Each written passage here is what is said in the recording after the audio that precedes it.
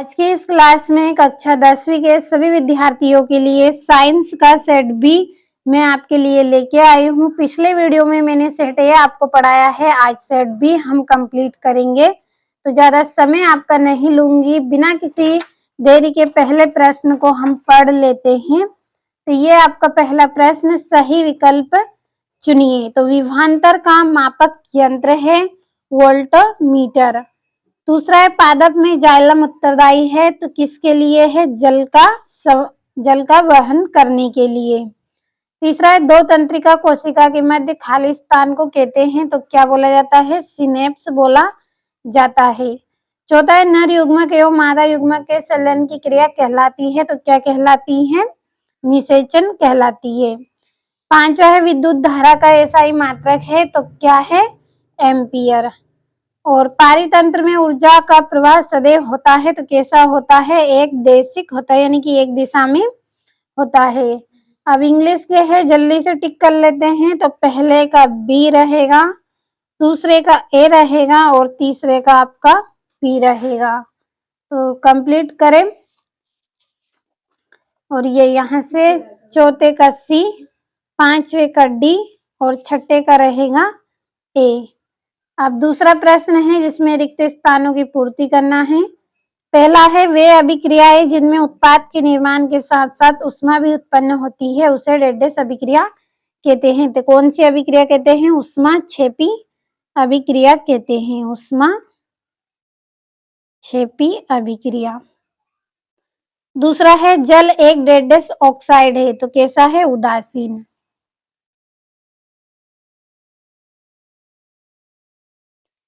तीसरा है धातुएं प्राउष्मायन विद्युत की डेडेस होती हैं, तो क्या होती हैं? सुचालक।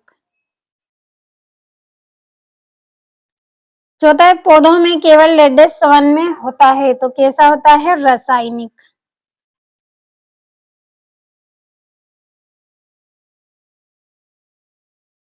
पांचवा है मादा और गर्भस्थ शिशु के बीच जैविक संबंध स्थापित करने वाला ऊतक डेडेस कहलाता है, तो क्या कहलाता है? प्लेसेंटा।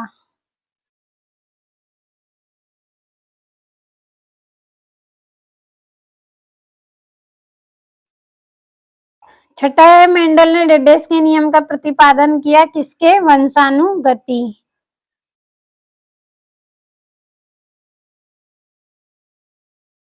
वंशानुगति के जो नियम थे उसका पालन किया था मेंडल जी ने। और ये आपके रिक्त स्थान हो गए हैं। और इंग्लिश मीडियम वाले बच्चे आप इंग्लिश में इनको ट्रांसलेट कर लीजिए।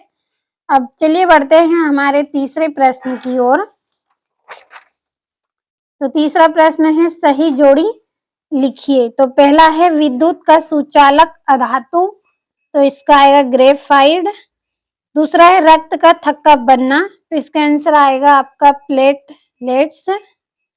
तीसरी है स्वपरागन, तो स्वपरागन किसमें होता है? द्विलिंगी पुष्पों में होता है।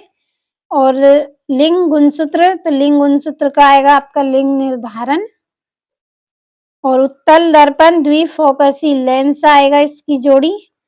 छठा है जरा दूरदर्शिता, सॉरी ये आपकी द्विफोकसी लेंस, तो आपकी छठी जोड़ी रहेगी। और जो पांचवी जोड़ी रहेगी पश्च दृश्य दर्पण में उत्तल दर्पण का प्रयोग किया जाता है। और ये यहाँ से आपकी जोड़ियों पे नंबर डाल लेते हैं।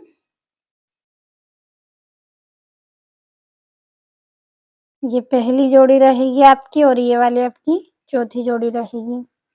अब अगला प्रश्न है एक वाक्य में उत्तर। तो आपको इस वीडियो में जो प्रश्न मैं बाकी के बताने वाली हूँ सभी प्रश्नों के आंसर की पीडीएफ तैयार कर ली है। इस वीडियो के डिस्क्रिप्शन में आपको नंबर दिए जाएंगे, तो आप कॉल कर लीजिए, आपको पूरे आंसर मिलेंगे इस वीडियो में जितने भी प्रश्न हैं आपके। तो एक वाक्य में उत्तर को भर लेते हैं। पहला है जब किसी यौगिक से ऑक्सीजन से युक्त होती है तब यह अभिक्रिया क्या कहलाती है? क्या कहलाती है? अपचयन। दूसरा है पारे की मिश्र धातु क्या कहलाती है? अमलगम। तीसरा है मनुष्य में आयोडीन की कमी से कौन सा रोग होता है? घेंगा रोग होता है। अगला है आपका परागकोश से परागकणों का वर्धित अग्र तक पहुंचने की घटना क्या कहलाती है? परागन कहलाती है।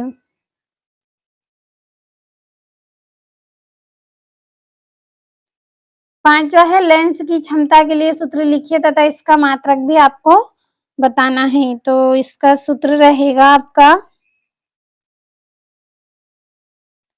P बराबर 1/F रहेगा मीटर में, और इसका SI मात्रक रहेगा आपका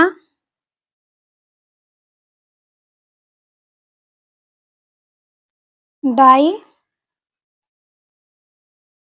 ऑप्टर, डायऑप्टर इसका मात्रक रहेगा। छठा है अंतरिक्ष यात्री को आकाश कैसा दिखाई देता है? तो काला दिखाई देता है। ये एक वाक्य में उत्तर हो गए हैं। इंग्लिश मीडियम वाले बच्चे इंग्लिश में ट्रांसलेट कर लीजिए आप इनको। और अगला जो प्रश्न है सत्य असत्य का चयन करना है, तो जल्दी से टिक कर देती हूँ, आप पढ़ लीजिएगा। पहला रहेगा आपका इसमें सत्य, जो दूसरा रहेगा वो भी आपका सत्य रहेगा, तीसरा है आपका सत्य रहेगा। तो आपका समय बचाना है केवल, इसीलिए मैं यहाँ पे आपको पढ़ के नहीं बता रही हूँ, तो आप पढ़ लीजिएगा इनको सभी को। और ये आपका सत्य रहेगा पांचवा, और छठा भी आपका सत्य रहेगा। और ये इंग्लिश में आपके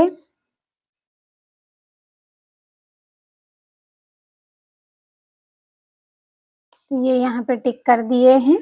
अब अगले प्रश्न की ओर बढ़ते हैं। तो ये आपका छठा प्रश्न है 2 नंबर का, और ये आपका 7वां है 8वां प्रश्न। तो पूरे प्रश्न मैंने आपको यहाँ पे ऐसे बताए हैं जो वार्षिक परीक्षा में पूछे जाते हैं।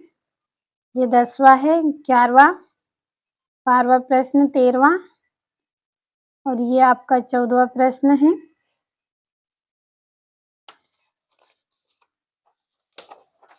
और ये यहाँ पे आपका 15वां प्रश्न है, 17वां। 3-3 नंबर के प्रश्न हैं आपके। और ये यहाँ से आपका 20वां है, 21वां प्रश्न, और ये 22वां है 4 नंबर का, और ये 23वां प्रश्न है। तो पूरे प्रश्नों का आपने स्क्रीनशॉट लिया होगा। PDF अगर आपको चाहिए तो आपको इस वीडियो के डिस्क्रिप्शन में नंबर दिए गए हैं, कॉल कर लीजिए, PDF आपको मिल जाएगी। और आज की इस क्लास में हमने सेट बी पढ़ा है साइंस का। अगले वीडियो में सेट सी हम पढ़ेंगे। अगर आपको वार्षिक परीक्षा में वास्तव में अच्छे अंक लाने हैं तो सभी सेटों को कंप्लीट करें।